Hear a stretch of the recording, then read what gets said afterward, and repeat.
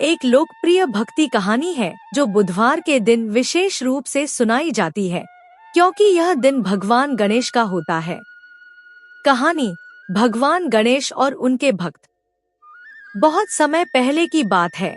एक छोटे से गांव में एक भक्त गणेश जी के प्रति अपनी भक्ति जताने के लिए हर बुधवार को उनका पूजन करता था। वह भक्त बहुत ही सरल और विनम्र था, लेकिन उसके पास कोई खास समृद्धि नहीं थी।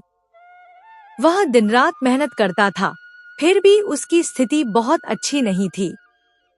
एक दिन वह गांव के बाजार से गुजर रहा था और उसे एक साधु महात्मा दिखाई दिए।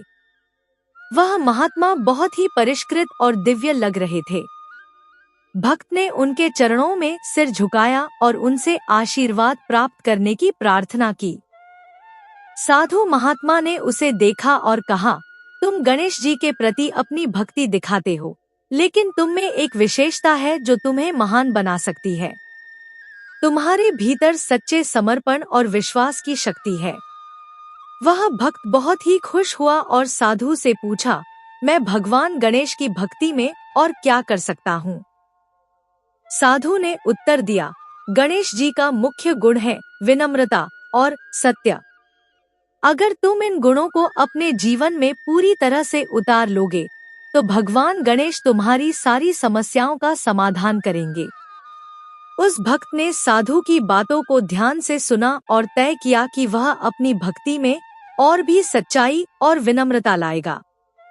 अगले बुधवार को उसने भगवान गणेश का पूजन पूरी श्रद्धा और विश्वास से किया।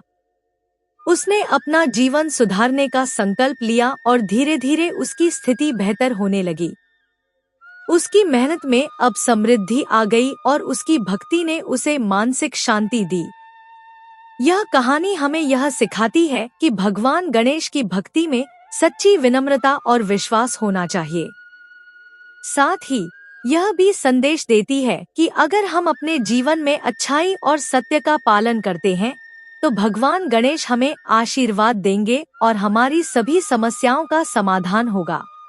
अगर हम अपने जीवन में उनके गुणों को अपनाएंगे, तो हमें सफलता और शांति मिलेगी।